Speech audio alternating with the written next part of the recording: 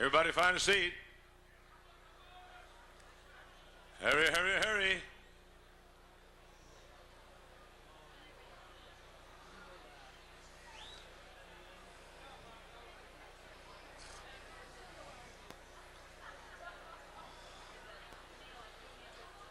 Let's talk about Jesus.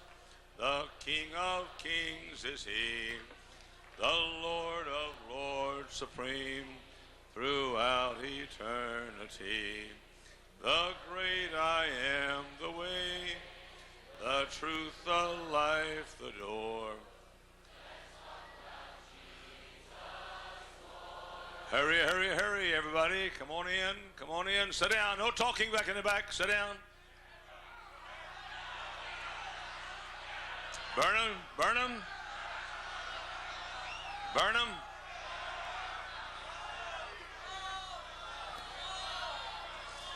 What? Love? I forgot all about that.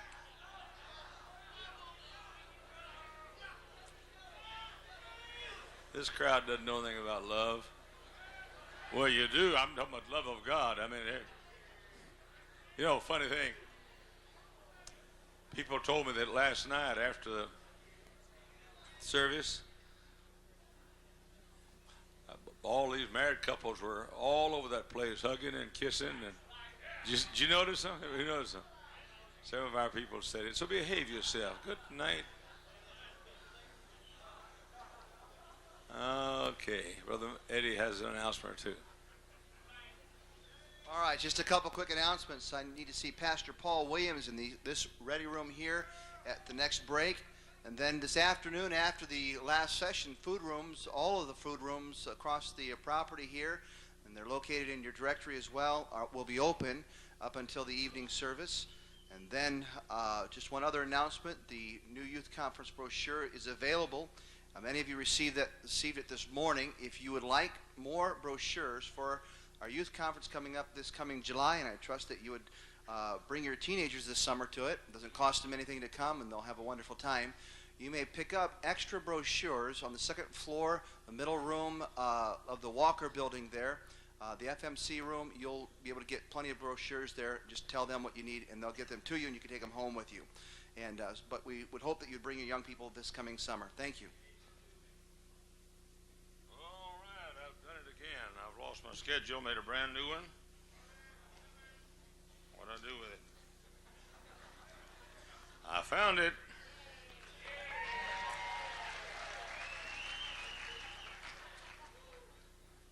Okay, everybody in?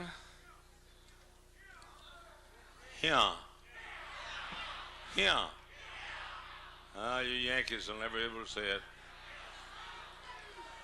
It's nasal. Here. You got to crinkle your nose. It's here. Here. You'll never learn. I'd suggest you forget it.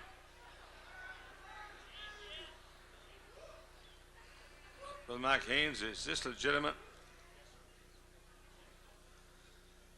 I've been asked by Brother Mike Haynes to let one of his young men say a few words. Greg Schaefer, where are you, Greg? You want to say something? Come on up here.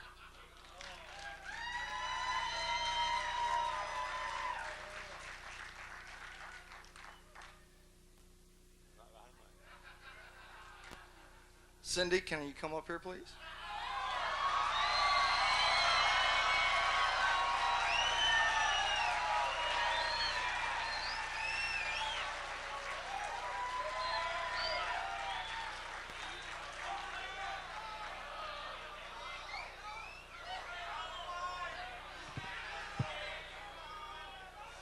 Cindy? Want to know that I love you? I don't have a ring yet, but I will. Would you become my wife?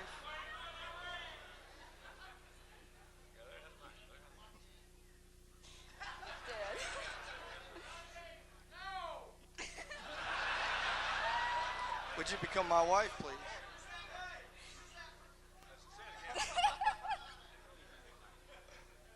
the idea is to hear him talk. So shut up.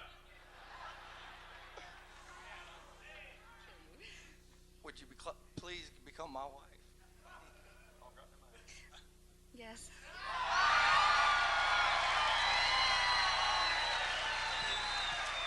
Yes? Yes, sir.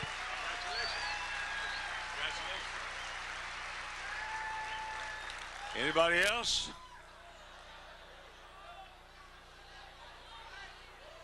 He asked. She didn't know that was going to happen. It was a surprise to her, and he asked his pastor if he could do it. His pastor sent a note to me. Anybody else want to propose? Anybody want a divorce?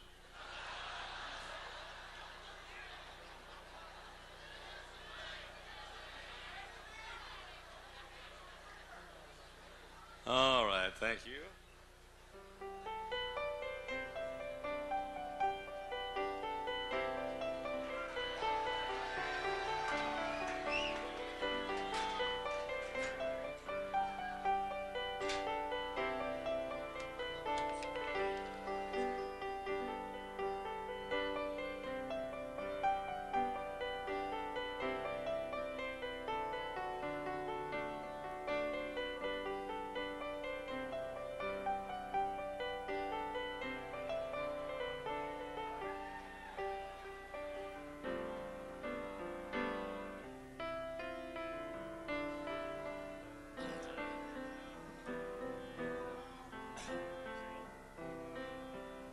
Well, looks like a good crowd here today. Here as we're here at Pastor School 1997, getting ready for a beautiful pageantry of bridal bliss here as we have the parade of weddings here. Yeah. So I'm your one of your hosts, Ahmad Rashadsky. And I'm Laylee McCormick. I tell you, Lily, the weather here in the auditorium is just great for this event. I'm very excited about this, very excited. Not much wind, a little bit of hot air here and there, but it's and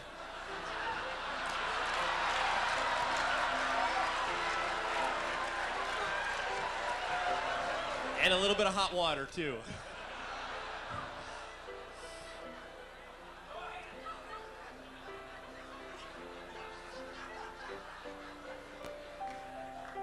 Yes, I think it's going to be a lovely wedding. I really do. I agree, Lily. It's going to be great. Yes. And we're going to have Of course, the bride will be Miss Bertha Bigma. and the groom, Woody Steak. And this, of course, is the Bigma Steak Wedding.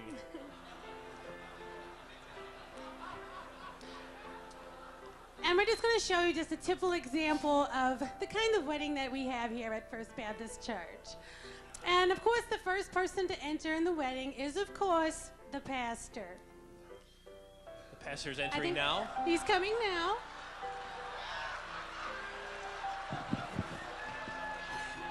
My, he's looking quite pastoral today. That's probably why they call him the pastor. That could be. And of course, the second person to enter, everyone knows that precisely 20 seconds after the pastor enters, the groom enters very eagerly to meet his bride. I think he's coming. Oh, there he is. Oh, maybe not. So eager to come out. Oh, he's coming. Perhaps he missed his cue. Oh. Here he comes now, eagerly awaiting. Yes. Eagerly awaiting the It wedding. looks like the bride's brother is the best man as well. Oh, wow. Looks like he's also in charge of security. Yeah. In fact, I heard there's threats that the bride might be kidnapped. Oh. In fact, I heard she's going to kidnap herself. I don't blame She her. is? Are you sure? No. Oh, my. Well, it sure is a lovely event here. So many people gathered. Yes, and also the next person to enter would be the maid of honor, and that's always like a special friend of the family, friend of the bride. That's where she usually enters. And there she comes now. The maid. Yeah, or she could be the housekeeper, I guess. I think she was ready-made for this event. Oh. She's looking very maidly, very honorly as well. Yes.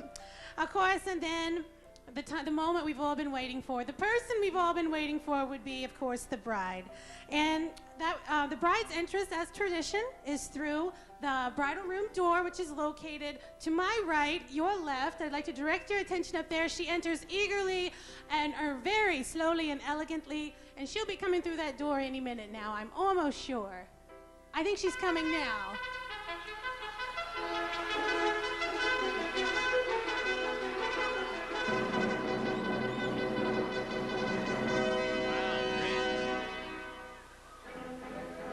There she comes. And of course, as she comes down the aisle, she's been instructed as to the 3 positions, the main position she has here at the wedding. Of course, first she's been instructed to walk down the aisle. The aisle. Right. First, she's been instructed to walk down the aisle. The aisle. And then, of course, during the ceremony, she's been instructed to stand at the altar. The altar. And then the time when she leaves is after the hymn. The hymn. And so she repeats this to herself several times. I'll alter him. I'll alter him. And many married couples still repeat that many times, many women. I'll alter him. Of course, then we come to the special part in the ceremony of giving the bride away. Who gives this bride away? All her ex-boyfriends. I'll give her away. Probably anyone else who knew her. All right, and then... Husband loves his mother-in-law. Oh, sorry. You ever get a tune in your head, you just can't seem to get it out? That happens to me once in a while. All right, then we come Like to a lassie loves a collie. I'm sorry. You get that tune going through there, you can't get it out. No, try to restrain yourself. Sorry. All right, then we come to the next part in the sermon, the ceremony. Like a baby loves a diaper rash. No, what? Which is the vows, a very sacred time, Yes. very sentimental. I'd like to buy a vowel, Pat. Is it cold in here or is it just my feet? All right, as in every wedding, it's very clear at this point just how much the bride and groom really care about each other. And there's always a special touch to signature the wedding to make it just that special touch to make it yours. And this wedding, it's been added that they're going to have the multiple choice vows for the bride. Of course, the groom doesn't have any choice in the matter. Miss Bigma, do you take Woody steak, A, for better for worse, B, you promise not to curse, C, as long as it's not too bad? C, as long as it's not too bad. A, Excellent in choice. sickness and in health, B, only with the flu, C, only if he does not act like a baby when he's sick. C, only if he doesn't act like a baby when he's sick. A, in poverty or wealth, B, in wealth, C, in wealth, D, in wealth, E, in wealth, F, in wealth. C, in wealth. Oh, almost thought she wasn't going to get that one. Must be Southern Baptist.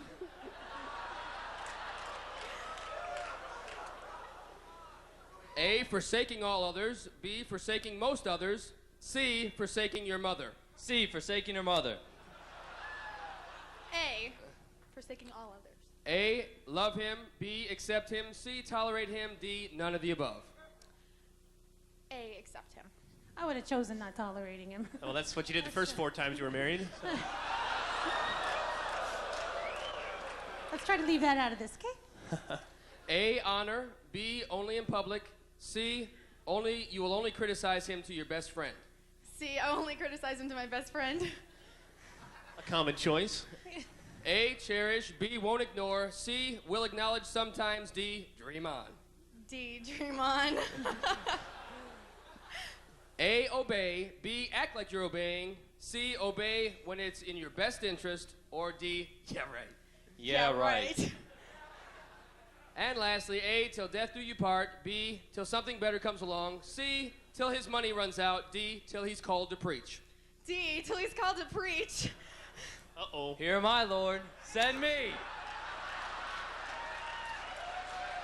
Well, so far, this has been a pretty good ceremony. Wouldn't you agree, Lily? Oh, I would agree. I'll tell you, now it's time for the vows for the groom. Now, Mr. Steak, you have the right to remain silent. Anything you say can and will be used against you. Over and over and over again. just a very touching part of the ceremony. Of course, now we go on to the ring bearer, who is usually a part of the just a part of the family. Cute little boy. Everyone loves to see him walking down the aisle. And here he comes. I think I can hear him coming now. There's the ring bearer. Right Isn't there. he cute? Ceremony pillow. Can I have the rings, please? Oh, looks like it's going to be a double ring ceremony. How lovely.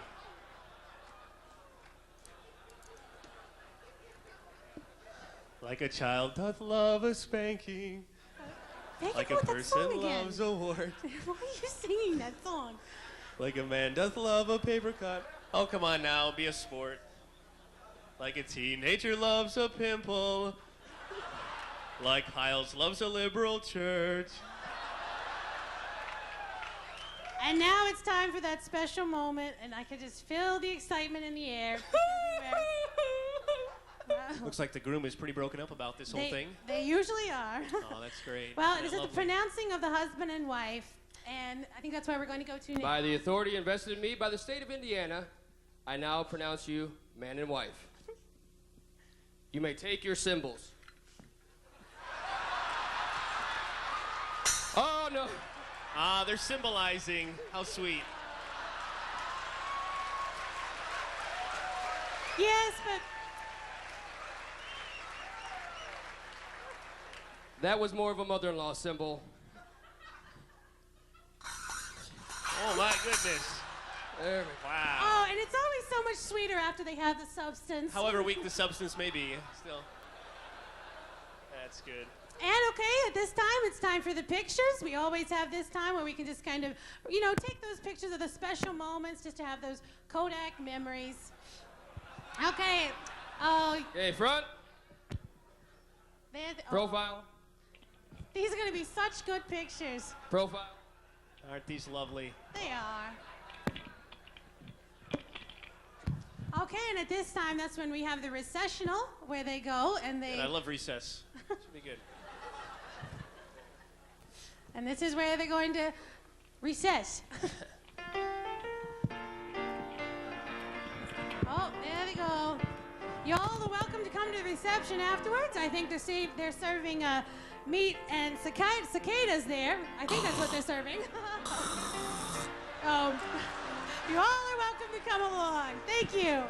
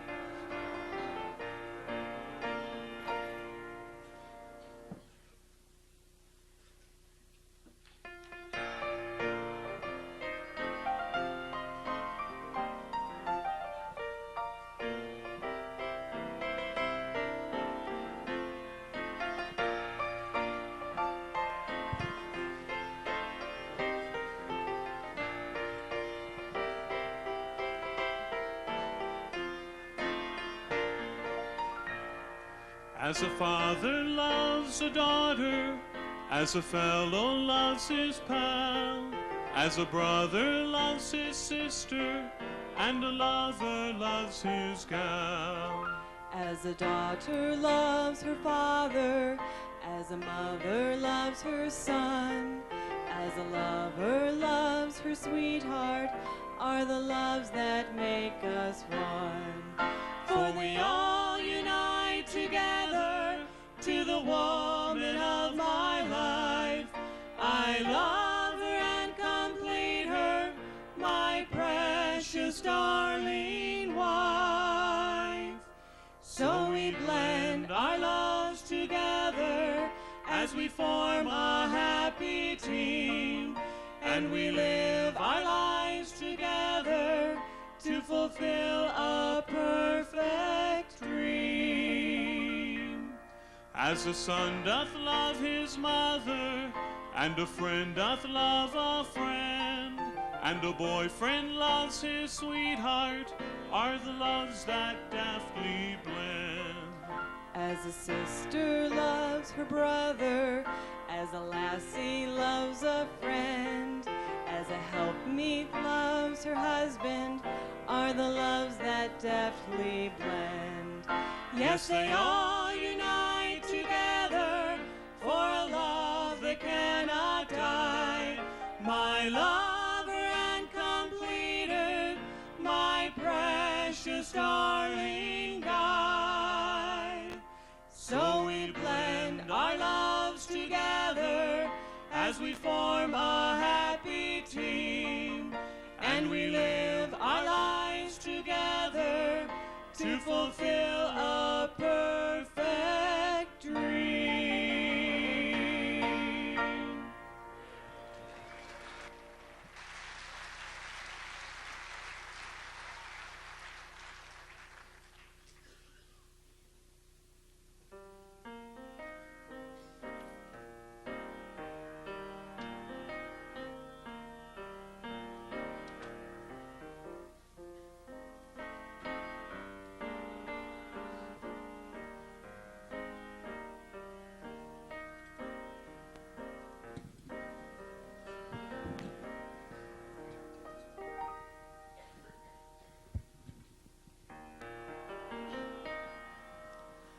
When whippoorwills call, and evening is nigh,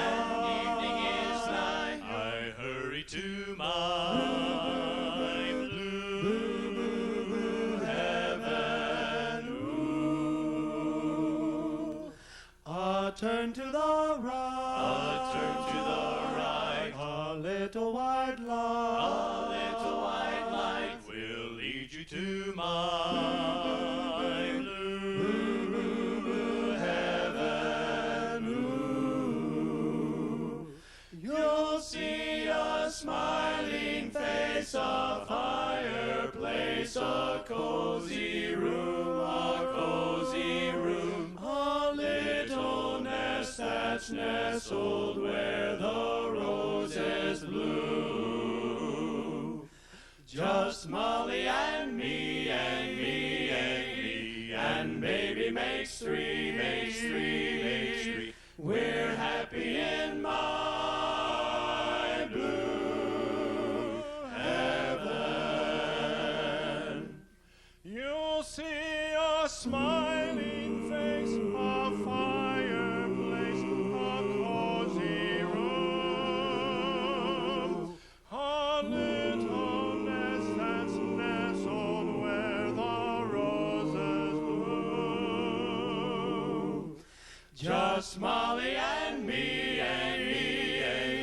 and baby makes three.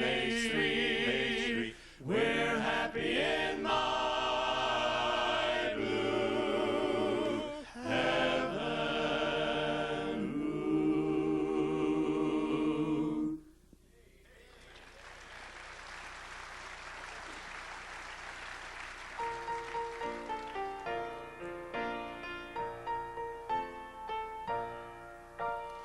Wonderful story of love, tell it to me again.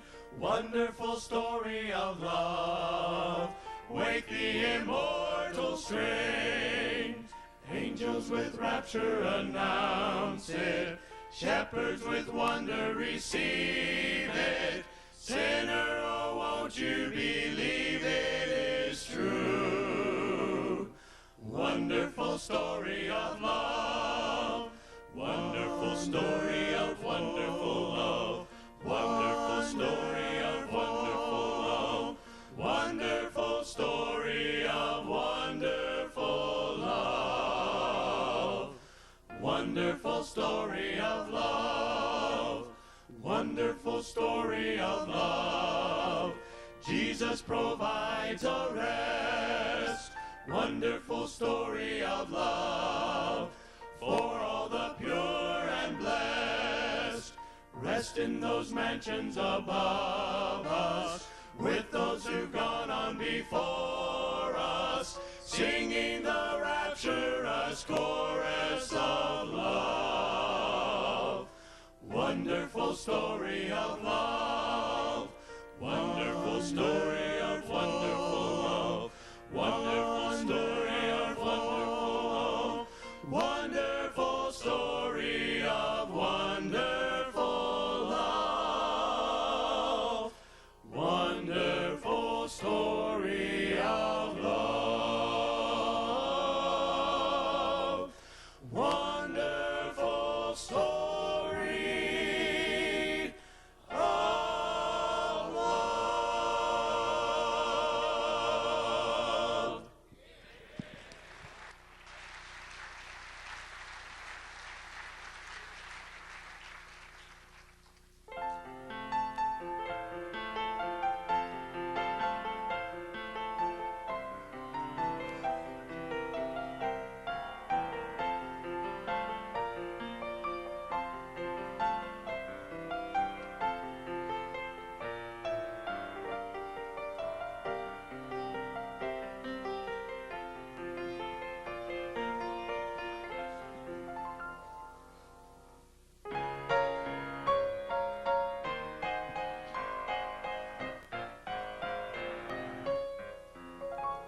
Sweetheart, sweetheart, sweetheart, will you love me ever? Will you remember this day when we were happy in May, my dearest one?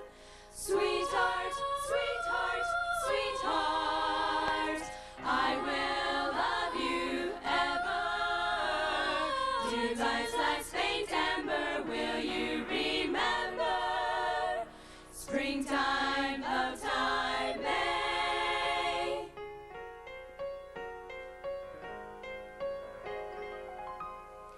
Sweetheart, sweetheart, sweetheart, will you love me ever? Will you remember this day when we were happy in May, my dearest one?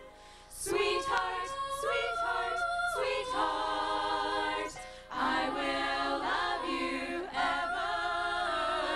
To life's last faint ember, will you remember? Springtime, love time, May.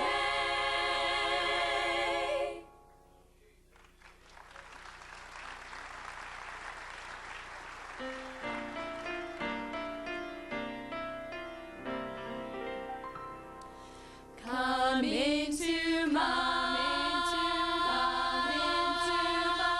heart, Lord Jesus.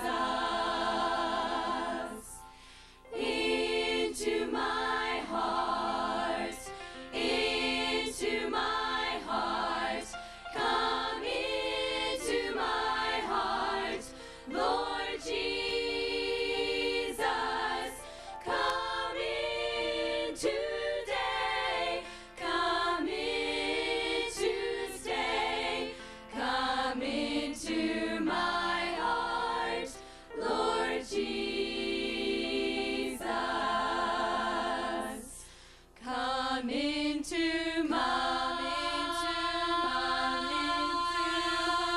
heart, Lord Jesus.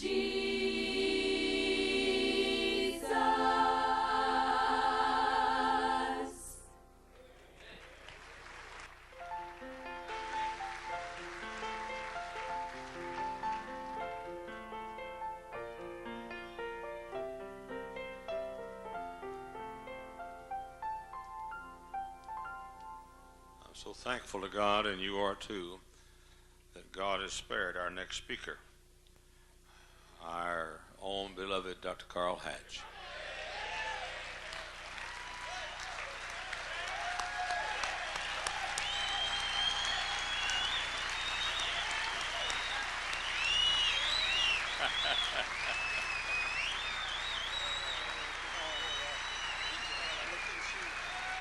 pretty boy.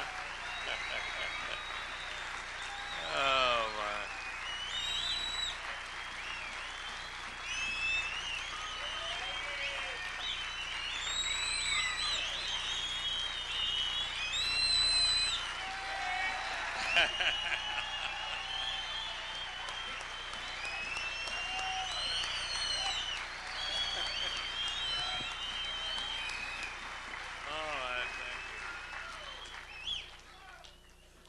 Dr. Hatch is as beloved as a man can be in fundamental circles. He's my friend, and I love him and thank God for him. And all of us have prayed for him and hoped that the day would come and believed it would come and he'd be back in the pulpit again. Out of the pulpit for many months because of a serious accident. He's going to talk to us on marriage, right? Good. Where'd you meet her? Well, amen. Well, it's good to be here. You get my age, it's good to be anywhere, but after that wreck, it's really good to be here. And I'm so honored to be here. Dr. Hyles, our captain, I believe that with all my heart, called me in the hospital and I was near death. Said, buddy, the devil tried to kill you. So tried to kill Job too and couldn't get him. But Dr. Hyles has been a dear friend, one of the greatest friends I have.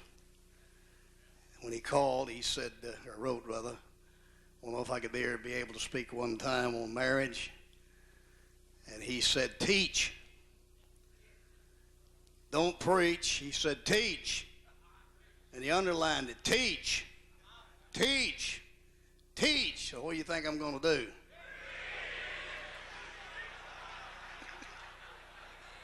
I'm going to teach. I respect the man's pulpit. I know what time I'm supposed to quit. You don't, but I do. And as a country boy said, I'll guarantee you I'm going to quit. My pastor, Dr. Richard Wallace, and I say this, I love Dr. Hyles and all you, and you ought to feel the same way.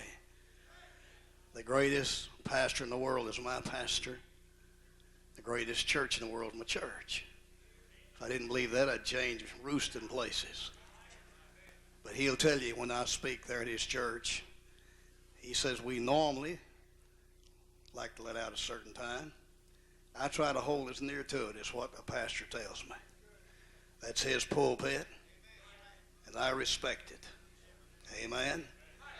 And not only that, but I love them love offerings. So, Dr. Tom Neal, where you at? Eat your heart out. Look at them shoes. They said if you wear shoes like Dr. Hyles, you can preach as good as he can. One of the staff members, I'm not going to tell you who it was, went out and bought these for me. He wants me to get as good as Brother Hyles preaching. So if I don't do as good, it's not because of my shoes. Eat your heart out, preachers. You got some of them. You stole yours, though. A few weeks ago, a young man, Mark Neal, I had the privilege, his daddy and I, performing the wedding, getting he and Laura married. Where you at, Mark? He's my buddy. Stand up. Hurry. He asked me, he wrote me a note, said, Brother Hatch had me to stand.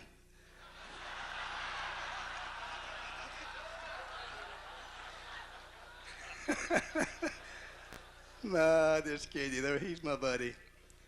I'm going to use this today because what I'm going to preach or teach. Sorry. Whew.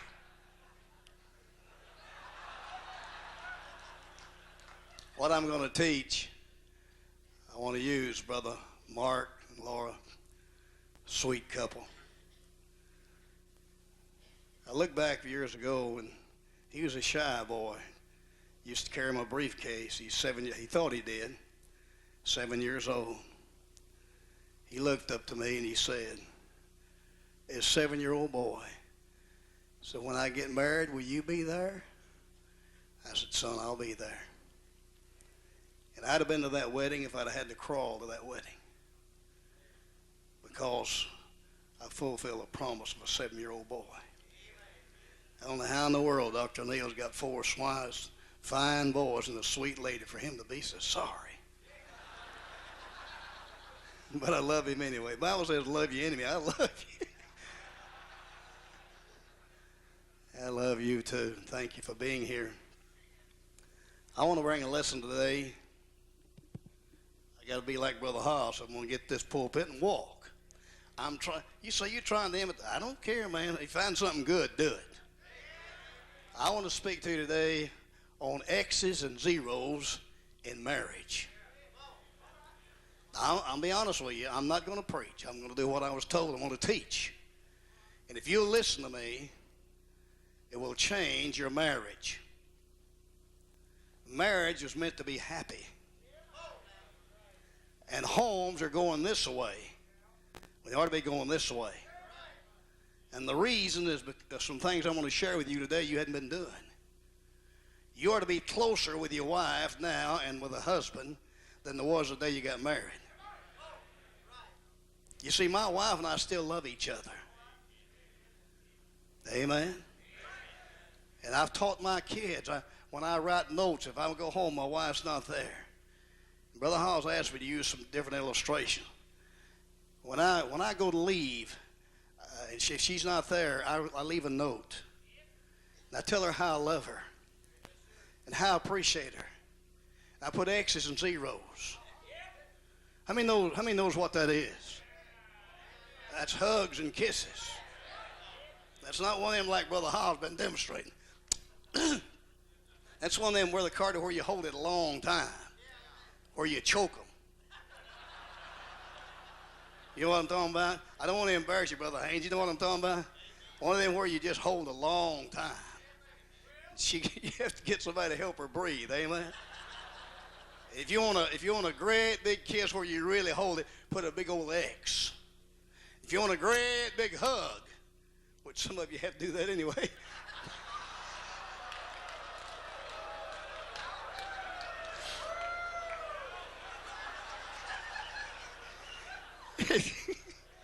If you want a great big hug, then you put a great big zero. I ain't done yet. You say, "Oh, that's stupid." Well, bless God, it's cheaper than alimony. My wife and I are beginning. We got married in Rogers, Arkansas. I borrowed the car, borrowed the suit. I weighed 129, even had to button the suit and it stuck out like that. We had $5. I don't want to tell you what I've done. I'm too embarrassed to tell you. We got married in a preacher's home, in his office. Well, I guess I can tell you. No, I'm not going to do it. Well, I'm saved now. I can tell it. Well, I was too mean. I'm not going to tell that. You won't be mad at me? Well, I pulled out a fifth of liquor and a $5 bill. Said, "Which one you want?" Isn't that awful? Aren't you glad I'm saved? And our honeymoon was spent on the side of the road with a flat tire. And I had to walk 5-6 miles to get a flashlight to see how to change a 37 Chevrolet tire. I managed to get enough money to get a 47 Kaiser. And then my next, I'm living high on the hog, wasn't it? 47 Kaiser. Then we moved from there to a Henry J. How many members of Henry J? Well, ain't many members of that. You getting old, Doc. Not many people remember that. Henry J and a Kaiser. But that was our beginning. I was making at that time $10 a week. But our grocery bill runs $6 to $7 a week. We didn't know what it was to have meat. Didn't have any meat. And you laugh because I'm a country boy. You folk are city. We is country. We were so poor there's 17 zeros between the P and the R. I mean, that's poor. We were so poor that poor people pass our house and they look at the poor hatches. I mean, we were poor people. Amen. But I want to tell you something. We were a happy marriage. And we were not saved. And I was living a hard life. I won't go into that. But even some of the things I'm going to cover here today that we fulfilled even at that time. But then after we got saved, a lot of things we fulfilled that we should have a long time. Only the Lord kept us together even when we was unsaved. I mean that seriously. Why in the world she lived with me, I'll never understand. But she did. So I thank the Lord now as I teach today. I pity these preachers can teach and preach. It's hard for me to teach. Now, Brother Wallace, I don't know if he's still here today or not. I've never in 10 years been working out of his church. The times I've been there, I've never heard him give a dud. He's never had a dud. I mean, tremendous teacher and preacher. You preachers that can teach and preach, you ought to thank God for that. Some preachers can't teach. I guess I'm one of them. I want you to give you some scripture verses and give you 5 reasons and 5 ways to have a happy marriage. And you'll do all this in just a few minutes. Ecclesiastes 9:9, live joyfully. Notice that, live joyfully with a wife whom thou lovest, all the days of thy life of thy vanity, which he hath given thee under the sun, all the days of thy vanity. For that is thy portion in this life, and in thy labor, which thou takest under the sun. Proverbs 18:22, whosoever findeth a wife findeth a good thing, and obtaineth favor of the Lord. How many wives here? Good to see all you things here. That's what the Bible said. You got a good thing, man. You better hang on that, amen? Listen to this in Proverbs 19:14. Write these down and I'll give you what I'm going to give you. Proverbs 19:14. House and riches are the inheritance of fathers, and a potent wife is from the Lord. Your wife is from the Lord. You need to realize that. Genesis 29:20. Mark, you got married and didn't even have to labor for her, bud. Amen. Got a sweet wife too. I mean that. Jacob served 7 years for Rachel. It seemed but just a few days. You know why? For he had love for her. Now, my wife and I have been married all these years. It seems as though it was yesterday. I'm serious. We actually still love each other. We travel together. She's the best friend I have. The best buddy I have. That's the way it ought to be with you. Number one, your marriage will never be a happy marriage until there's commitment. Genesis 2:24 shall be of one flesh. Be loyal to one another. Never allow anything or anyone to come in between you. Let me just say to you men today, you husbands, buddy, if nobody stands with you, your wife will stand with you. I mean that. Everybody else may not, but she'll be with you. That's why you better cherish, always trusting. It's a shame we're living in a day you can't trust each other. I mean, I'm always telling, you forgive me for using Dr. and Miss Neal, but she's always dresses so nice when I'm there. And Brother Neal's been good to me. The first trip on the road, he flew my wife and I down there, and I just preached on Sunday and was there in the conference, and he didn't have to do that. But a lot of people have been good to me, but he's really been good to me. And Miss Neal always looks so nice. I mean that seriously. Always looks so nice. And I'm always telling her, Miss Neal, that's a beautiful dress. Miss Neal, your hair is so beautiful. Now, folk, get that evil stuff out of your mind.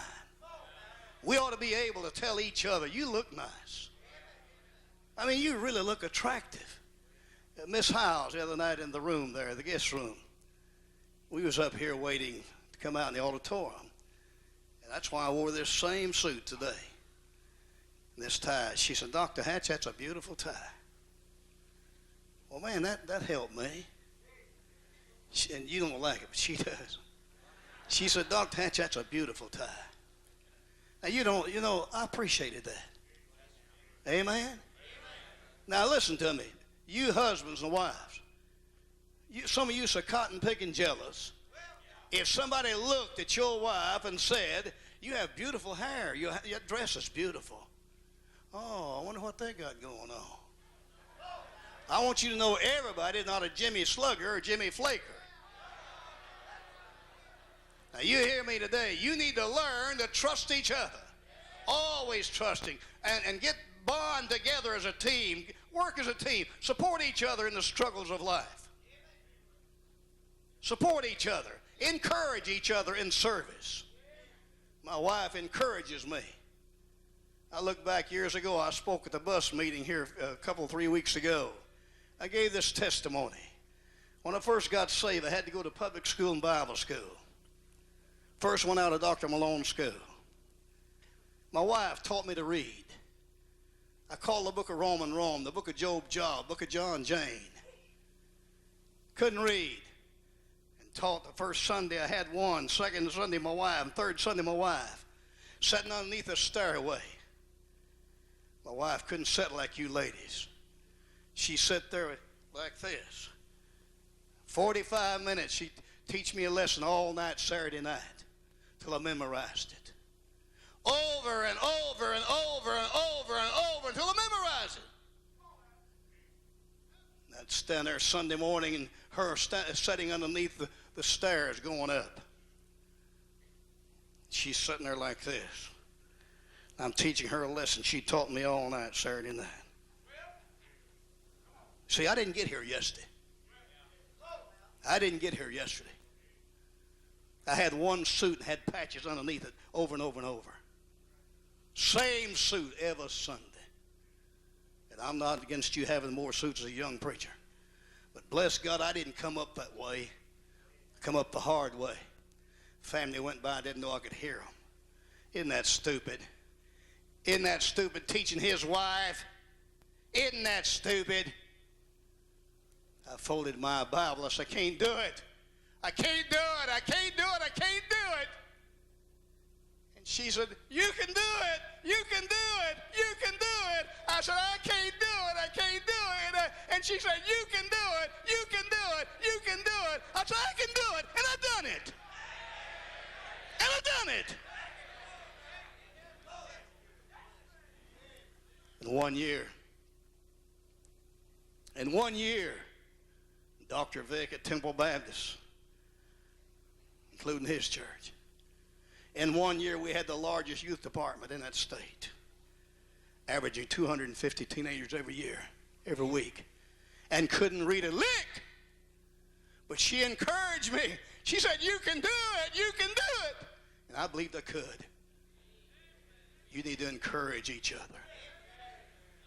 My wife gets a lot of invitations to speak at ladies' groups. Dr. Bob Smith in Arlington, they was wanting them there, and she can't go because you got to go with me. I come first.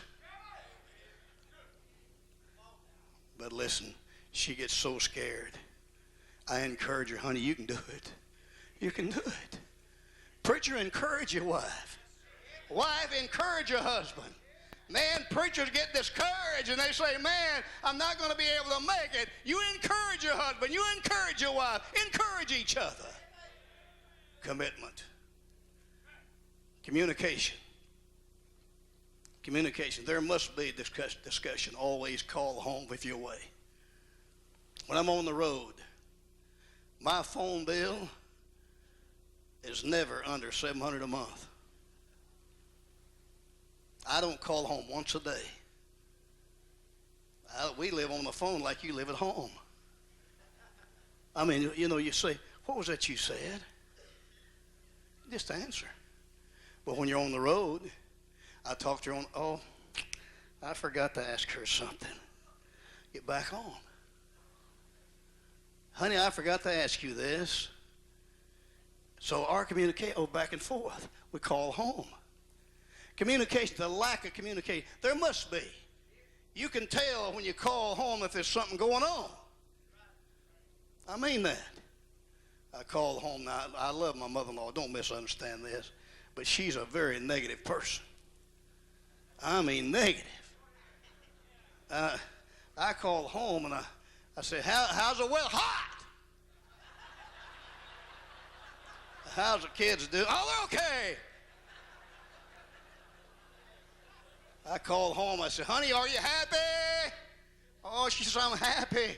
I said, read the paper or turn on TV so you can get discouraged. If that don't work, call your mama. Now, I don't mean that to be mean, but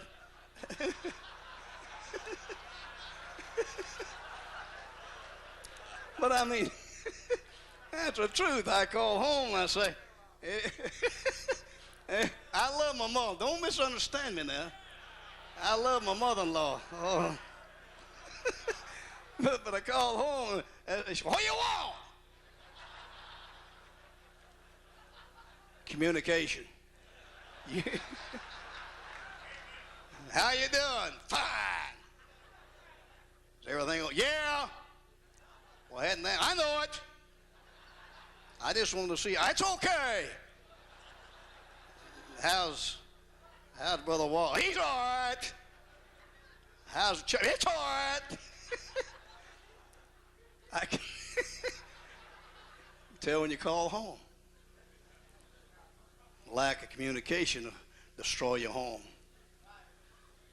Compassion. I'm talking about compassion, not on soul. I'm talking about compassion for each other. Not beyond physical love and caring. Compassion for each other. My dear wife, I don't send my wife flowers just at anniversary. Ever so often, my wife gets flowers. I have them delivered with notes on it. Some of you fellas haven't sent your wife flowers in so long. If you did, she'd think you're drunk. Then you wonder what's wrong with your home? You see, we still love each other. You listen to me. My wife picks out all my clothes. I pick out hers. Been doing that for years. When she gets ready, I always tell her, you look so nice. If you don't tell her, somebody else will. How's it? I said, honey, how's this look? Oh, it looks nice. I want to please my wife. I don't care whether you like the way I dress or not. I want to please her. I buy the best cologne you can get. You can smell me for miles.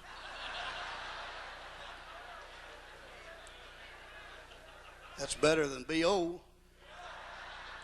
Some of y'all need to carry about 3 or 4 of these. Preach! Need to carry about 3 or 4. What am I trying to say? Brother Carter, you got some. Compassion. Let me say to you, it must run both ways. My wife broke her leg. I tried to help her.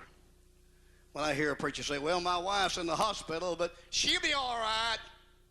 I want to stay on the road, buddy. When my wife's in the hospital, I'll be there.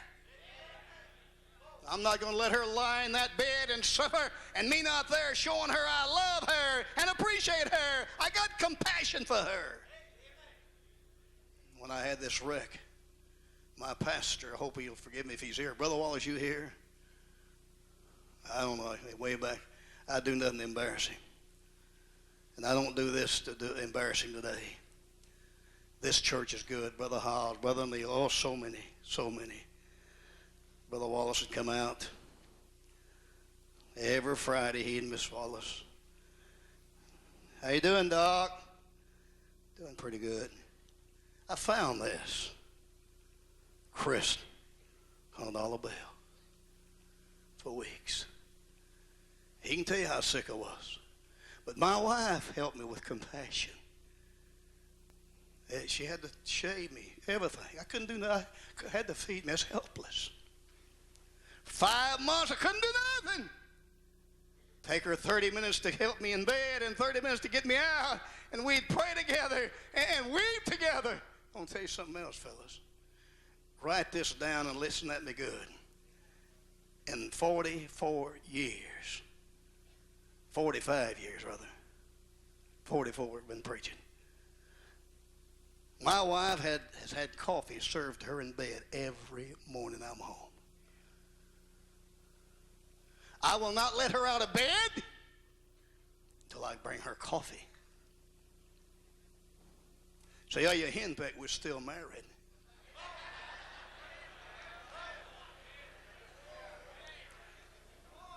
Can you hear me? I'll tell you what's going on with our homes, our marriages. You say, hey, old lady. Yeah, old man. I want to tell you here, if you call your wife old lady or you call him old man, you need to hit the mourner's bench. You ain't right with God. Buddy, when my wife gets to be 100, she's the prettiest woman in the world.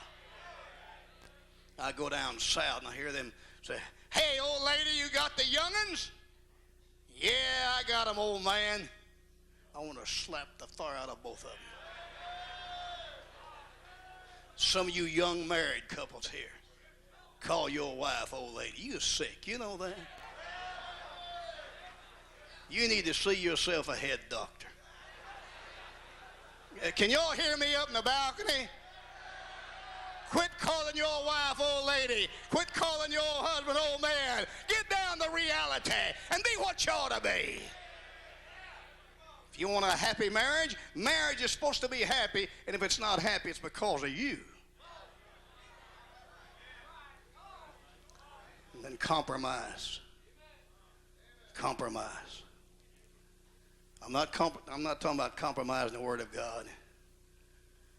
Compromise. Neither of you can have all your way at all times. Marriage, now this is an old saying. I don't believe a marriage is 50-50. It can be 100 and nothing. I've lost a lot of arguments when I know I won them, man. Tell you the truth, I ain't never lost one. But I've had to give in because I didn't want to get a new set of teeth.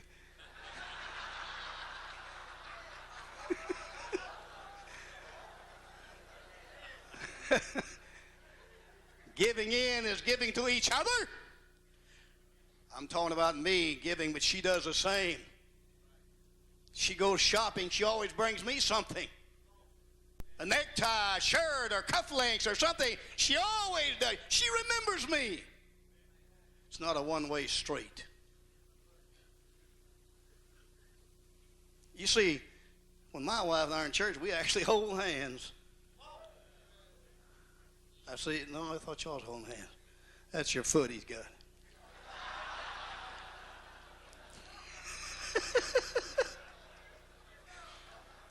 Compromise. What's this mean? We can go shop in 200 stores in one of these antique places. Be 200 stores, and I compromise and go with her with 2 of them. She say, honey, let's go shopping. I'll go with you. I go to 2 stores. I compromise. Amen? And I don't like Mexican food. If you do, you ain't saved anyway, but.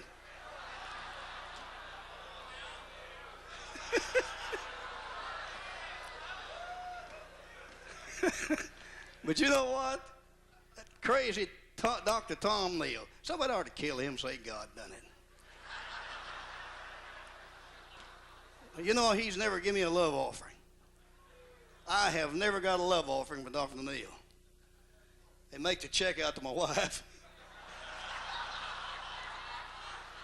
All I get's my traveling. When he calls to get a date, he won't even talk to me. I don't want to talk to you. And that crazy nut took me to a Mexican place.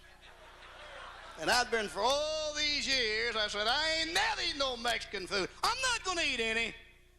And Dr. Neal said, well, won't be much love offering. I said, let's go eat some Mexican food. Man, I'll do anything for love offering. But anyway, he's broke me in. I'm beginning to eat Mexican food. Father, forgive me for eating Mexican food. But I compromise. Now, that's compromise. How many don't eat Mexican food? Boy, y'all crazy bunch. How many eats Mexican food?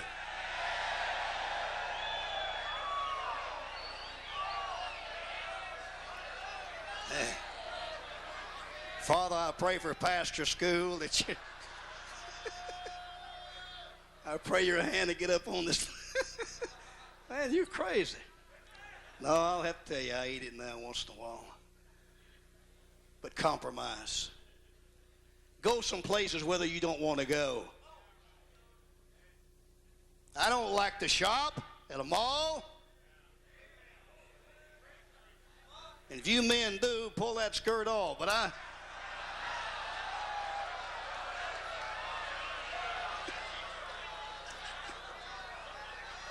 But shut up, I got to finish. But seriously, go some places with her. My wife will tell you I go with her. She goes with me. I collect knives. And when I have to now, if she ain't big enough to whip me, I got to carry a knife. But she'll say, I'll go with you looking for some knives. Now, she don't want no pocket knife, but she'll go with me. You know why we've lived together all these years and happy? Oh, we've had our valleys. Sure we have. But men, you quit trying to be the big dog. Sure, you're the head of the home, but don't knock her in the head with a pole. My Bible says love never fails. And Dr. Hyles is right. Some of you guys just, good night. Bless God, give every one of them to last a long time. Well, I don't know what to call them. They're good anyway. Companionship, and I got to close. Companionship. Spend time together. Be friends. I'd rather be with my wife than anybody. I really do. This year, we've had a whole year together. I've only had very few meetings. I'd have never made it. Had not been for churches like First Baptist, Dr. Hyles, my pastor, Dr. Neal, and many of you. I mean, I can't call names. I'd miss somebody. I wish you could see the little old dollar bills I got from kids. Robbed their piggy bank. Sent me $1. I mean, it's been a year of experience for me. And I'm glad it happened. I don't want to have another wreck, but I'm sure glad it happened. You see, Paul said, I may know him in the power of his resurrection, fellowship, and suffering. I really got to know the Lord. I've had a whole year. Some people say, I bet you read the Bible a lot. No, I didn't either. I wasn't in any shape, but the only way I could lay was up. But I sure did a lot of praying, a lot of singing. Really got acquainted. X's and O's of a happy marriage. Write them down. I give them quickly. Commitment, communication, compassion, compromise, companionship. Spend time together.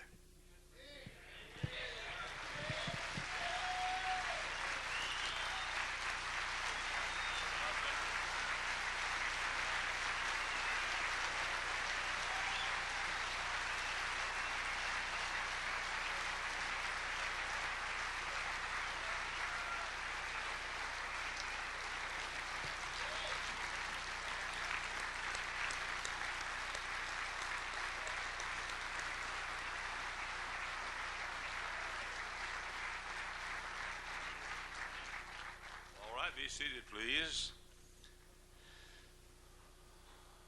Somebody told me years ago, if you want to stay at a church, keep the young people for you and the old people for you. That means the teenagers and the senior saints. And here at First Baptist Church, we take care of the senior saints. That entire parking lot out there, we just tore down 4 houses, bought them and tore them down, built a parking lot. That's senior saint parking lot. It's for handicapped people and senior saints. Our motto is, if you park there and you're not handicapped, you'll be handicapped when you leave.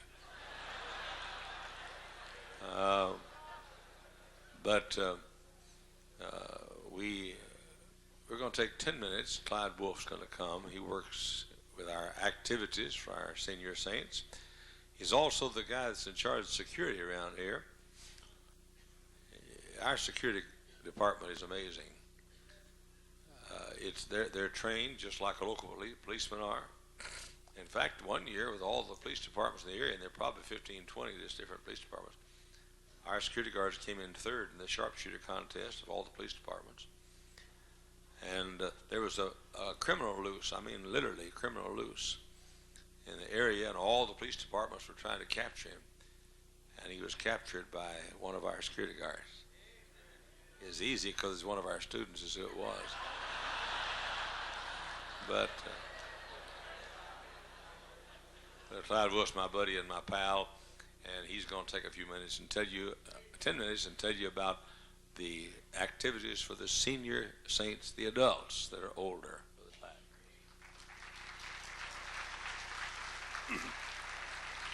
I thought he was going to say that I was the one that was misbehaving and they had to catch me.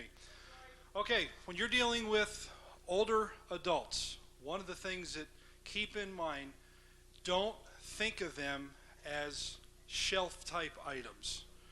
For example, when they hit 50, 60, 70, 80, they're not ready to be set aside. They are individuals who are still productive, who want to go out there and have a great time and have a lot of fun.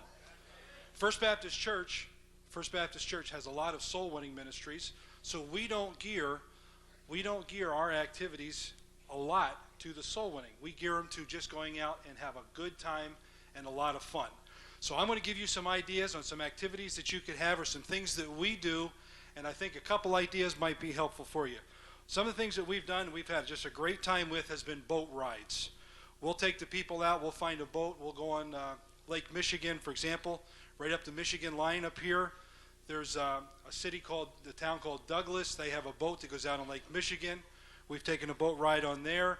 We've gone to the Wisconsin Dells. We've taken a boat ride. We've gone to the Maiden Mist at Niagara Falls. And we've had some of our best times on boat rides. Now, dinner cruises with boats are a lot of fun. For example, 2 different times we've taken a paddle boat down the Mississippi River and had a meal on the boat. We did it one time in Hannibal, Missouri. We did it one time here at the Quad Cities in Davenport and just had a blast. And right up here in Chicago, we've taken the Star of Chicago, gone up and down the shoreline. And most of the time these boats are large and they're going to stay within the breakwater, so you're not going to have problem with seasickness or any of them type problems. Some other activities that are a lot of fun is going to restaurants and going out to eat. Now let me give you some ideas on some things to do when you go to a restaurant. Cracker Barrel is a winner with older type adults. Go to Cracker Barrel, but do some fun things when you go to Cracker Barrel. For example, make sure you tell the manager ahead of time that you're going to do some crazy things. I went one time and I took Mrs. Evans. Mrs. Evans, I kid you not, dressed up like Minnie Pearl. Full outfit. She had the tag hanging from her hat and everything. Carried on. We sang Happy Birthday. We had rocking chair contest. We had checkers contests. We had miscellaneous games, pictures of grandkids. We gave awards to the folks who had the most pictures of grandkids. And we just had a lot of fun in that restaurant. You say, well, what are the other people in the restaurant? They're going to think you're crazy? You'd be surprised. They're going to get into it and have fun right along with you. We've had a big time at Cracker Barrel. Buffet-style restaurants. Go to different buffet-style restaurants and have a meal. For example, recently we had a new restaurant open up in Highland. It was called Steak and Shake. I just sent out a newsletter. I invited everybody to come. We went to the brand new restaurant, and as a group, we went to the restaurant, and we had over 50 people just go and check out this new restaurant, and it was a lot of fun. Restaurants with special views. For example, you can, I was in my car one day, and I was out just driving around trying to find a good place to have an activity, and I ran into a town out about 100 miles east of here called LaPorte. I went to the Chamber of Commerce out there, and I says, hey, I'm looking for a place to bring some older type adults. What do you recommend? They gave me a list of the restaurants in town and some different activities in towns, and we found a restaurant right there on a lake, right on the edge of the water. It's called Roscoe's Dockside Dining, and we had a meal there overlooking the lake. They had birds, they had all the different animals and stuff right there, and it was really a fun time. I was camping one time with my family about 100 miles east of here, and I found a little cubbyhole restaurant that looked like a bait shop. I went into the restaurant, we sat down, ate a meal, and we realized that all along the back of the restaurant was windows. Well, I inquired about it, and about 2 or 3 weeks later, I took a group of seniors there, and we had just the best time having the whole restaurant to ourselves with an overlook of a lake and sailboats and people fishing. So you can find restaurants with a special view. You can find a restaurant that has special music. We used to have a restaurant right here in Lansing called Pipes and Pizza, and they had a big organ in there. And we would go in there, order some pizza, and they would play the pipe organ, and we had a lot of fun with that. You can have restaurants with museums. You can take them to, out here in Fort Bend, there was a Studebaker Museum. We took them there and had a nice meal. So if you take to a restaurant, just don't go to some restaurant that's got a big sign out front that says eat. Try to find something that has a little bit of atmosphere, and if it does not have a little bit of atmosphere, create your own. Okay, have some parties. Halloween party is a wonderful thing to have with older adults. For example, a couple years ago I rented a clubhouse out here in Maryville, and right next to it they had a haunted house. I took the older adults through the haunted house.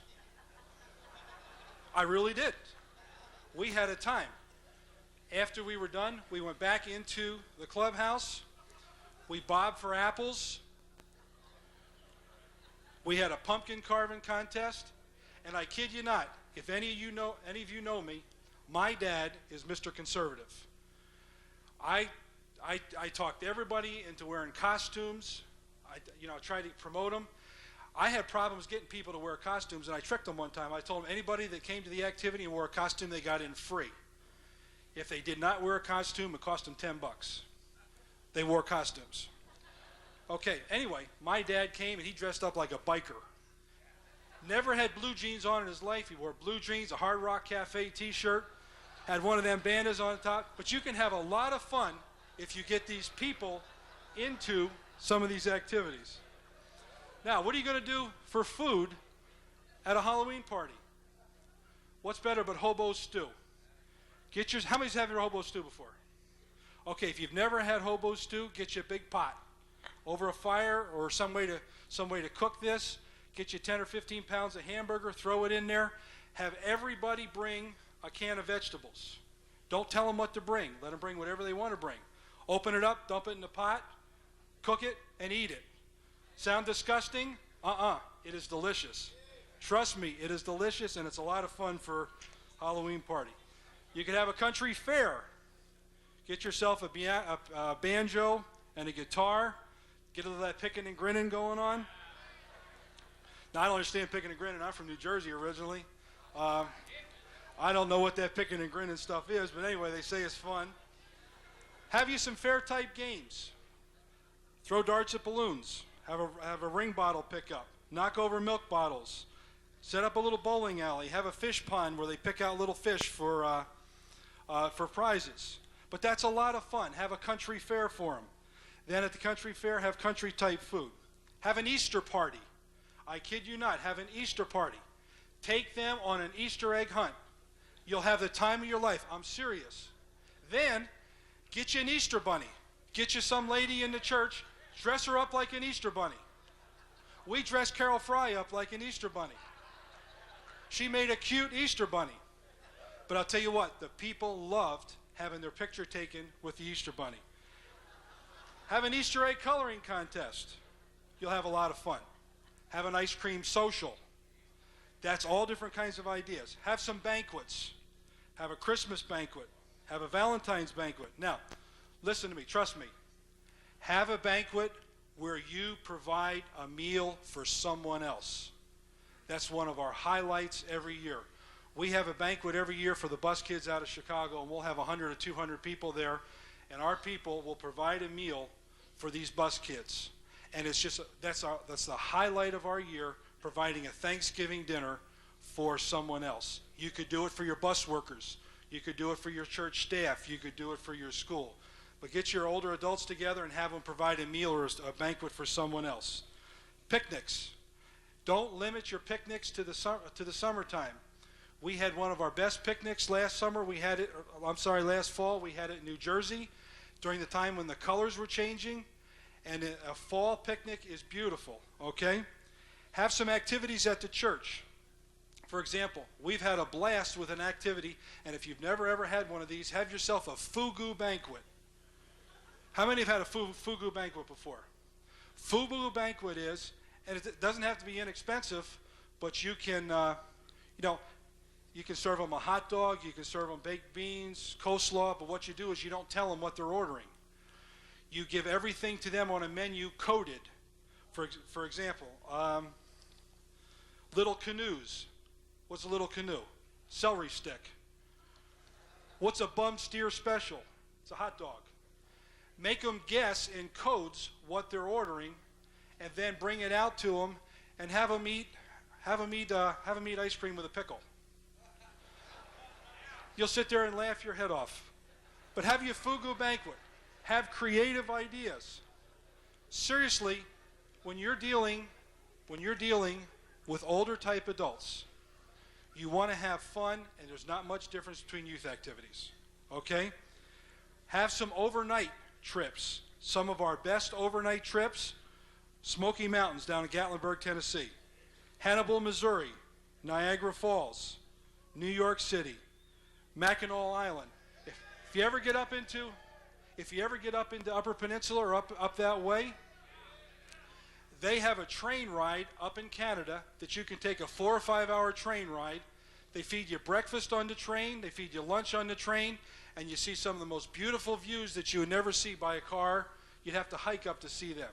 Consider doing some stuff like that. Washington, D.C., Wisconsin Dells, House on the Rock, Galena, Illinois, Springfield, Illinois, Frankenmuth, Michigan. There's places all over you can travel with these people. What we'll do is we'll take one major trip a year. I'll call my friend John Stansel, and I'll say, John, I need a bus. I'll fly a guy down to Nashville. We'll pick up one of his buses. We'll come up and pick up some folks, and we'll go on a 4 or 5 day trip. And we'll have a time. And if you get a bus load, you can take 40 or 50 people, and you can get that cost down in the $200 range and absolutely have a time of your life. Have some day trips. We've done some day trips. Take them, put them in a van, put them in a bus, and go look at the colors changing. We've gone up into Wisconsin and seen the colors change and just had a time. Now, a couple of ways to get activities. Every time you're on the expressway in your home state, or you stop at a gas station or one of these little restaurants, pick up brochures. Probably 50% of my activities come from these little flyers in them little racks that you pick up at welcome centers. Pick them up and they'll get you ideas. Call chambers of commerce. You get ideas from the chambers of commerce. Write to your state and get vacation ideas. And whatever you do, if I can give you one more piece of advice, every activity that you take these folks to or any group to, attend it yourself before taking your group to provide embarrassment. I went up into Michigan one time and I had a pastor friend of mine check out an activity, and I kid you not, I got to the restaurant and the greeter, I forgot that it was Halloween time. The hostess at the door was dressed up like Lady Godiva. What do you do? I had 50 people with me. Stuck my hand out. Hi, I'm Clyde from First Baptist Church. You say, what did she do? She was so embarrassed she went and changed. But make sure you check these places out before you go, or you will be embarrassed, I promise you.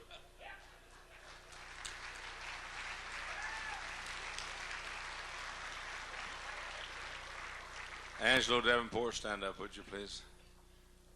When he was talking about take the folks to see the colors change, he wasn't talking about a trip to Gary.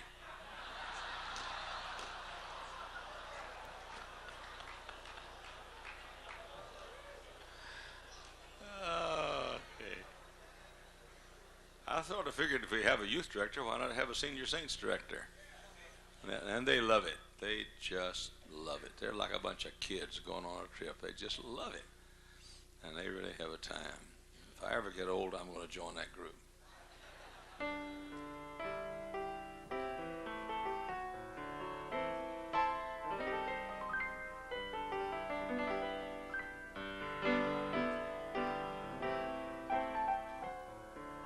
Bill Shutt is the pastor for our deaf department. Maxine Jeffries started our deaf department 37 years ago. And we got to where we needed somebody to pastor them, somebody to counsel with the couples and so forth. Maxine's single. And now for these, Bill? 18 years. Bill has been the pastor of our deaf, and they're going to sing a love song for you in their language.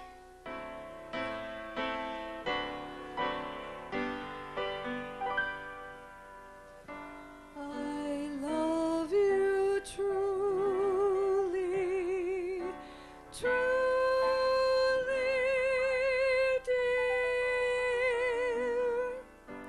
Life with its sorrow, life with its tear, fades into dreams when I feel you are near. For I love you truly, truly, dear. A love 'tis something to hold your kind hand.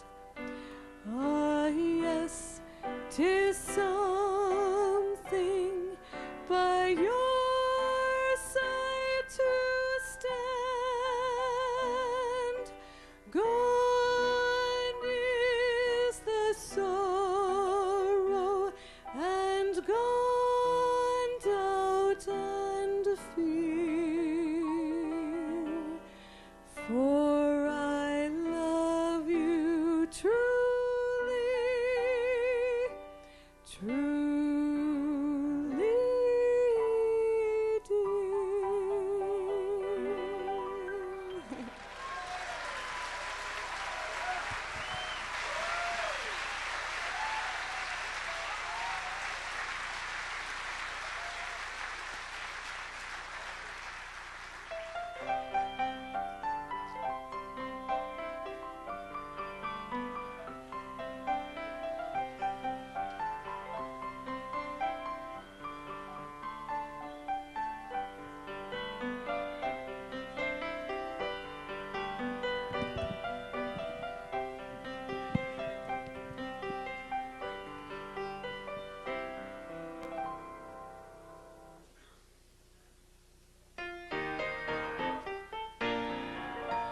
My body lies over the ocean. Oh, bring back my body to me.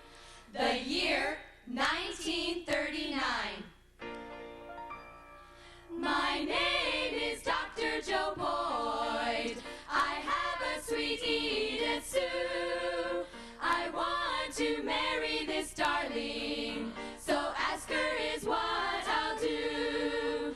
I went to the preacher last Sunday and stood in his very long line. I nervously asked for his blessing on making sweet Edith mine. He said, have you chosen to love her and make her your very best friend? He said, do you have lots of money on this little wedding to spend, As I broke the news to my Edith, I hung my head low in despair. It looked like since I had as we would never share, never share. Now Enid said, Joe, don't you worry, no money is needed by thee. Tonight I'll climb down the ladder, and tomorrow married we'll be. Will you marry me? Oh yes, I'll marry you. Will you marry me? Oh yes, I'll marry you. And they lived happily ever after.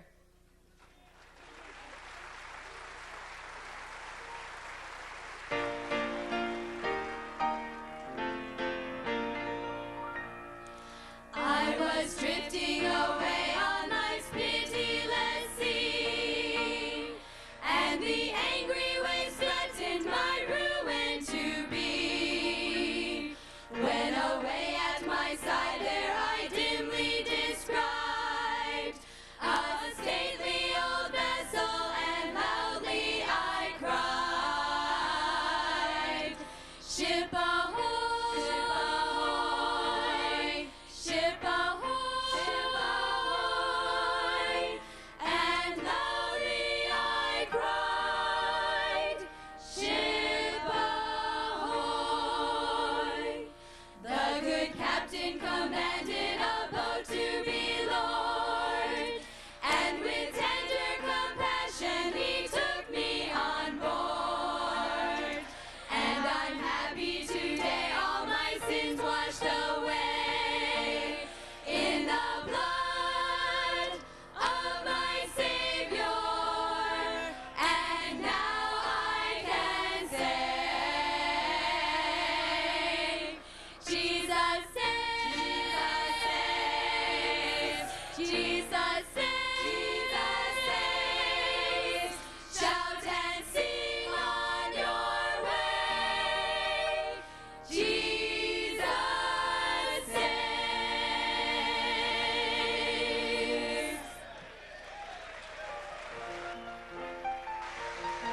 That's the last time the girls will sing this year. Give them a big hand for all their songs. Did you?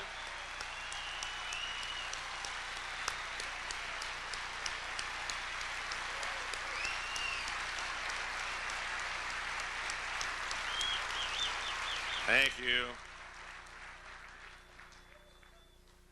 We're always looking for new ways to reach people. As you know, we have our Bible Club ministry here. Brother Jeff Owens is going to come and teach again.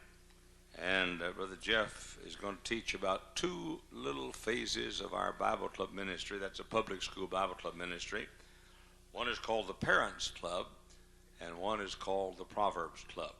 You're going to get some good ideas. Brother Jeff, thank you for all the good job you've done this year. It's sort of been you and me this year, but what else do we need, man? God bless you. I'm going to very briefly, for those of you that are not familiar with the Bible Club ministry, I'd just take a second and tell you exactly what it is. The Bible Club ministry is a ministry where we go into the local area and we try to reach public school students. And we have a Saturday program for them where we preach to them, get them saved, and train them. Then we bring them back to church on a Sunday morning. We give each one of these little Bible clubs, we kind of give them, we give them a spirit about each club. We give them a name. They have blazers that match or windbreakers that match, and they get real excited about it. They rally themselves around that. It's kind of almost an alternative to the gang, but these are public school kids. They're middle-class kids from right here in Lake County. We have a rally with them about every 6 to 8 weeks where all 17 of the Bible clubs meet at the same time. We preach to them on a Saturday, try to get them to come back on Sunday morning. We have special bus routes that specialize in just bringing in those teenagers. We have a special Sunday school department for them. In the last year in the Bible Club ministry, we had just over 5,000 people saved.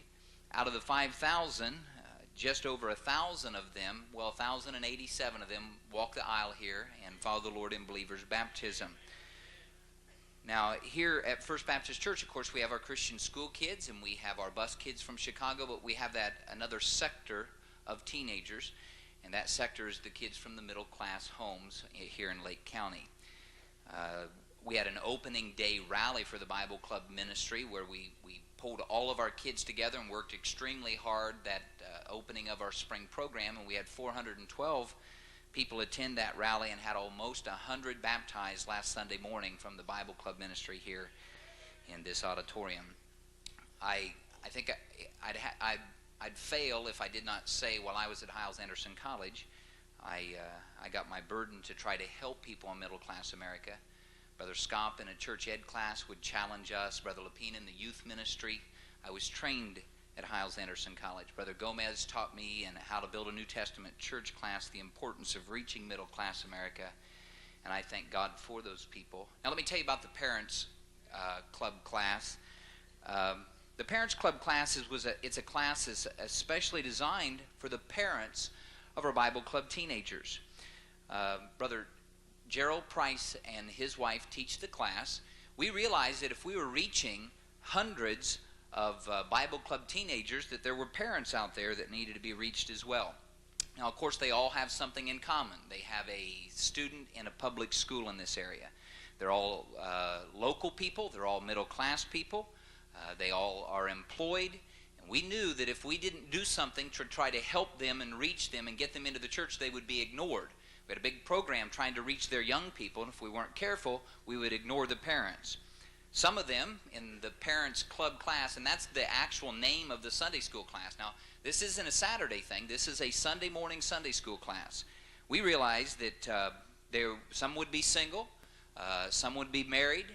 We allow any guardian, sometimes the young people are turned over to an aunt or an uncle, or possibly they're living with a grandparent.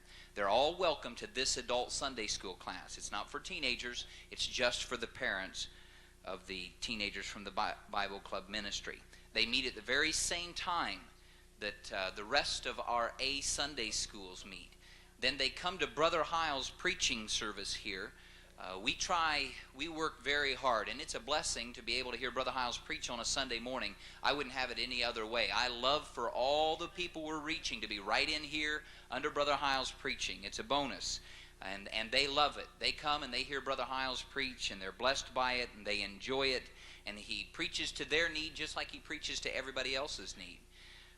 The teacher of this class specializes in reaching people that are parents of our Bible Club teenagers. Now what they'll do is, Brother Price, the teacher, he will go to a Bible Club leader, ask for names and addresses of teenagers, then he'll go by and visit and work his way into the home and try to win the parents and try to get them to come. Of course, we've got the teenagers helping us, trying to bring mom and dad.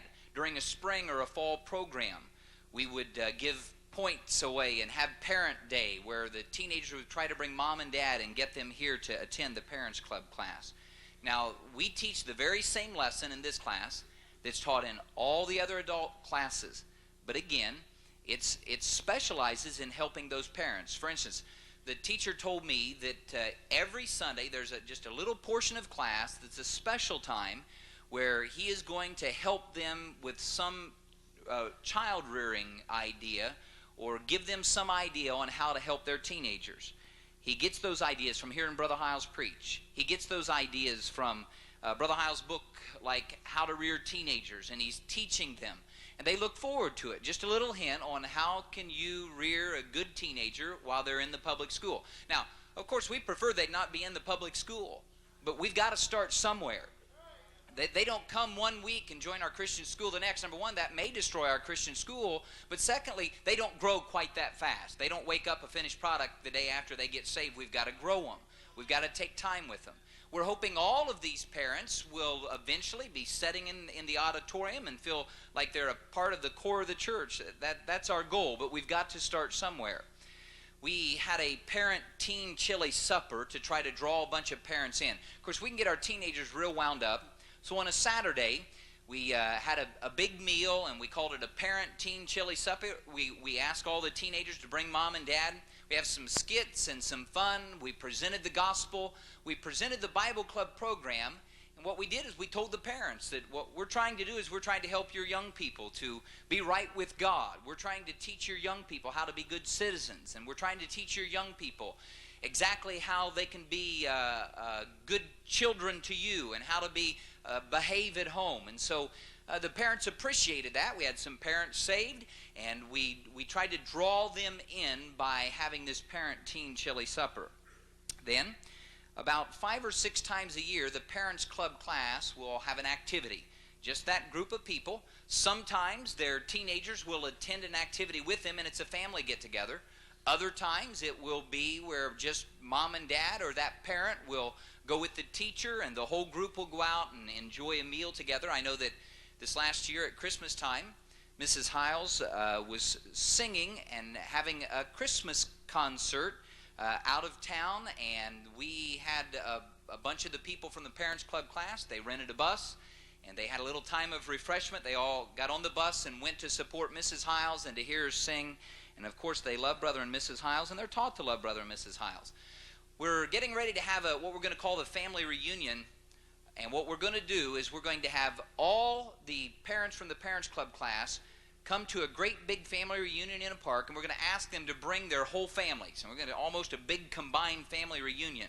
We're going to use that day to get the gospel out. We're going to try to get them to bring Grandma and Grandpa and Uncle Zeb and all of them. We want everybody to come, and that day we're going to present the gospel and try to get them involved in the Parents Club class. On any given Sunday, we may have as many as 10 to 15 families represented in the Parents Club class. Now, they come and go some, but they live right here in Lake County. This is their home. This is where they live. Many of them will never have the goal possibly of going into full-time service, but they live here, and this is their church, and they enjoy being here. And Brother Hyles gives them a chance through the Parents Club class to get used to our church, and they're with other new converts here in the church. It gives them a chance to learn and grow together. Now, one last thing I want to give you concerning the Bible Club ministry. Brother Hyles said I was going to present 2 things. One is this Parents Club class, the idea. The other is what we call the Proverbs Club. Now, I have 17 different Bible clubs. 17 different leaders go to 17 different areas. I have one club that's called the Proverbs Club. This club is a club that gives the regular Bible Club teenagers a chance to move up. They get a chance to improve themselves, and it's an elite club. Mr. and Mrs. Darrell Whitehouse run this club for me, and this club it's set up so that all of our public school kids have a chance to step up a level in their separation and in their service for God. It's almost an elite club. All these kids from the Proverbs Club come from those other Bible clubs. Now, they don't disassociate with their original Bible club, but this is an elite club. It's like an all-star team. The best kids from every club can join the Proverbs Club. They meet a couple of times a month. They continue to stay on their Bible Club bus route. They continue to stay in Bible Club Sunday School. They stay right with their original Bible club, but we wanted to make sure that they took a step up before they possibly step into our Christian school. See, I don't want our Christian school destroyed by taking kids straight out of the public school and putting them in the Christian school. I want to see if they would live right before they got to the Christian school. And so we formed the Proverbs Club, and that's what this club is for. And they get some special activities. Years and years and years ago, Brother Hyles had a swimming pool at his house, and he let us take the boys from the Proverbs Club there and let them do some swimming. Our public school kids in the Public School Bible Club ministry, they know Brother Hyles loves them. He gives them some attention. They know that he cares about them. We take them to revival services. Just this one club. See, if I'm going to be taking them out all over the place, I want a group of young people that are good representatives of the church. I want people to see that they know how to behave themselves. They go to some nursing home in the area, maybe do some singing and do some witnessing while they're there. I've taken them to a distant city so that they could hear Brother Hyles preach, and they love that kind of a thing. They love being involved. But this group of kids, all my other public school kids look at this group and they say, boy, that's where I want to be next. I want to move up. I want to grow in the Lord. These kids, there are a lot of requirements to this thing of being in what we call the Proverbs Club. First of all, the Bible Club leader must recommend them to me for the Proverbs Club. Then my Proverbs Club leader, he sits down with every teenager and has about a 30-minute meeting. They're given a requirement sheet, and he reads through every step of the requirements to be in this club. And if for a moment they flinch at any of these standards, we tell them that if you're not wanting to live right, we don't want you in the club. You got to want it. Not because your Bible club leader wants you there, but do you want to be there? It makes all the difference in the world that they want to live right. See, we don't let them in easily. We want them to want to live right. Now, they go through a long interview process, and finally, they have to face me. They always meet me for just a second. It only takes one question. I look them right square in the face. I say, do you want to be in the Proverbs Club? Are you sure? I've had some say, well, I don't know. Well, we'll put them back through the process because this club is to help them to move up. I don't want just anybody in there. This is an elite group of kids. Now, when they go through this interview process, I'll give you some of the things that we expect of them. For instance, of course, they've got to be saved, and they're asked point blank, are you saved? If you died today, do you know for a fact you'd go to heaven? Secondly, they have to have been baptized by immersion after their salvation.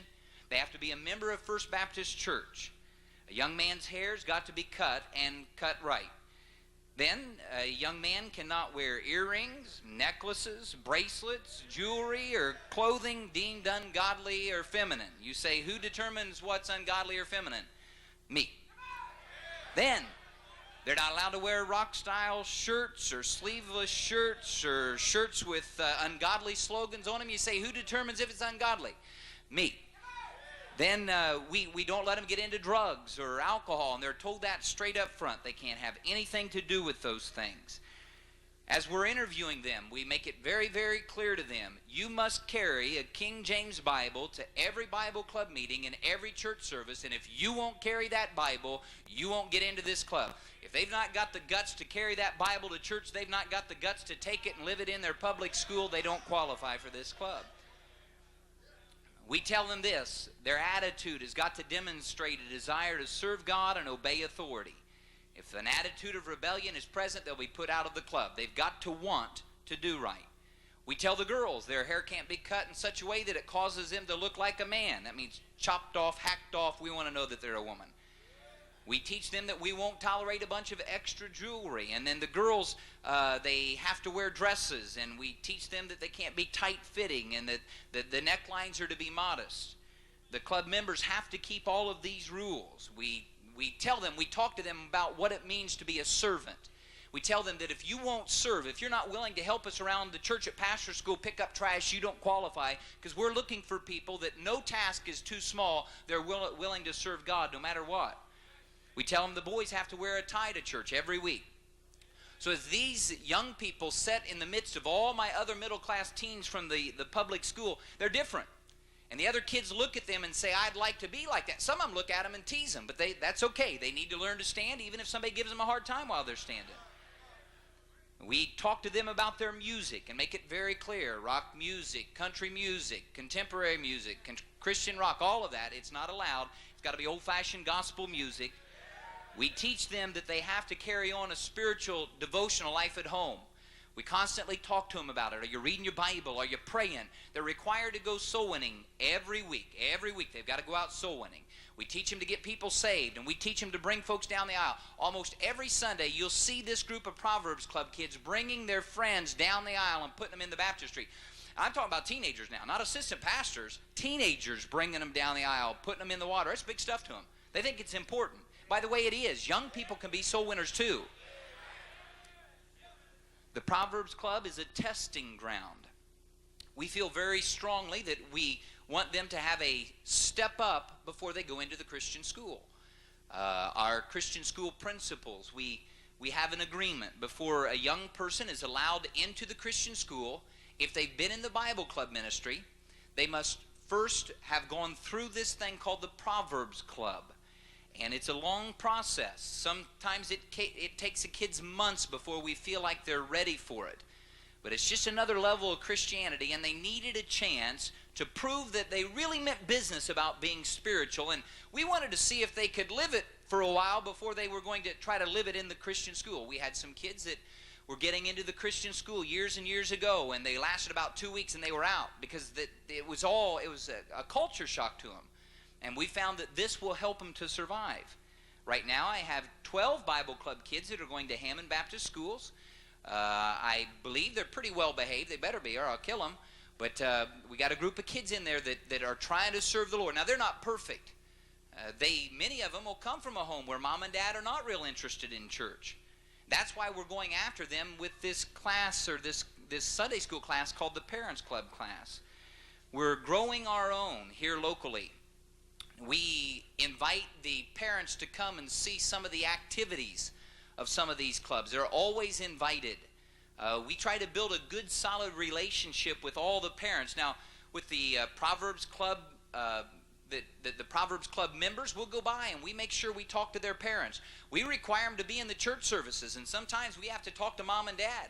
We have to go by and say, your son or your daughter is about to get into an elite club at the church, and we're very proud of them. But you have to understand, you're going to have to let them come to Sunday school, and you're going to have to let them come to church, and you're going to have to let them come on Wednesday night. About that time, a parent may say, well, I don't understand all of that. And I say, I can explain that to you. And I turn to Romans chapter 3, verse number 10. I say, point number 1, everyone's a sinner. That's where I start almost all my explanations in life. And that's always a good answer. That'll solve just about anything. Get a good old-fashioned dose of the gospel and get them saved. Now, we've been working with our parents for years and with the Bible Club teenagers in this Proverbs Club idea. I found that we're having Bible Club teenagers grow up that went through the Proverbs Club, and now they're scattered out around the church. They're serving the Lord. We have them at Hyles Anderson College. Because some of them were brand new. We had some teenagers that were saved when they were 18 or 19, and we put them through this process. I have some of them that come to my adult Sunday school class now. They'd gotten saved. They were brand new in the church. They got married just a short time after we got them into the church, and we brought them right into the adult sector of the church. And so we're seeing a lot of growth in the area. Every teenager we win, we know for a fact there's a mom and there's a dad out there. And we're going to do our dead level best to reach the whole family. Our Bible Club bus routes, they reach the whole family. They specialize in reaching teenagers. We invite mom and dad and little brother and sister, but we're going after teenagers and parents. That's who we want to reach. See, we realize that if we reach a young person, but we make no effort to help their parents, we're going to have a hard time keeping that young person in the church for long. Because mom and dad can influence them against the Lord. Now, we're going to try to keep them in the church, but if we can reach mom and dad, if we can at least establish a good relationship with mom and dad, we may keep that young person in the church. We may eventually get them into the Christian school. We may eventually get them to Hyles Anderson College. We may eventually get them into the pastorate, or help these young ladies to at least to be pure and godly with their life. In the public school system, it's very, very wicked. Most of these parents grew up through the public school system, and the church is new to them. We try to have activities. We try to provide them with something to pull them out of the world. We take the parents and we do some counseling with them. We try to help them with their teenagers. We take the teenagers and do some counseling with them and try to help them with their parents. Sometimes it's a little confusing to the kids. They come here and they're taught something, and they go home and mom and dad don't understand it, and then they go to the public school. They're taught something totally contrary to what we taught them here. So working with the mom and dad and the teenager all at the same time makes a world of difference. In the Bible Club ministry, the first thing, though, is always soul winning. The Parents Club class, our purpose is to win those parents to Christ, whether we can get them into Sunday school class or not. We want to get them saved. After we get them saved, the next step is we've got to get them to that Sunday school class where they can grow. We make sure we put things in their hands, like a book on how to rear teenagers. Some of them would never know anything like that. We gave a set of parents a copy of Brother Hyles' book on how to rear teenagers. They were just amazed. They said, I didn't know anything like this was in print. Boy, this right here is good, and I never knew that, and I'm glad you're teaching my young people to be like, and I've had parents say, I don't even know how to rear my kids.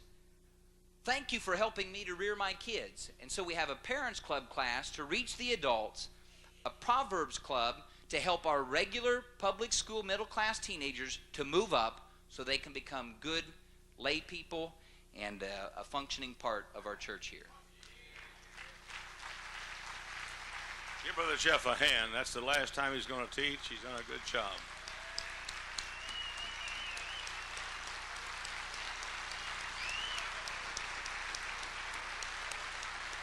All right. I'm going to talk to you 15 minutes to finish what I started Tuesday. Be seated, please, if you would. Announcement. Go ahead. Just 3 announcements for you. There will be a special 25th anniversary family reunion on Friday. That's tomorrow at Hyles Anderson for all Hyles Anderson graduates and any former students who have completed 64 or more credits. The reunion will be held in the DeCoster Dining Hall at Hyles Anderson College and begins with a country breakfast buffet at 8:30 a.m. on Friday. The cost is $7.50 per person and $12 for a married couple. You may purchase tickets in the Alumni Hospitality Room, room 206, across the street of the Walker Building. You may dress casually for this family reunion. The front doors of the DeCoster Dining Hall will open at 8:15 a.m. And then also this coming summer, not only do we have our youth conference in July, we have the second annual National Educators Convention. It'll be held July 28th through August 1st. So if you'll write those dates down, that's July 28th through August 1st of 1997. Then at the supper break, the Walker Building will be open, and it'll be your last chance to purchase anything across the street at the Walker Building because it'll be closed after the evening service. So if you're going to make any purchases, you'll need to do it between the last session today and the service this evening. Thank you.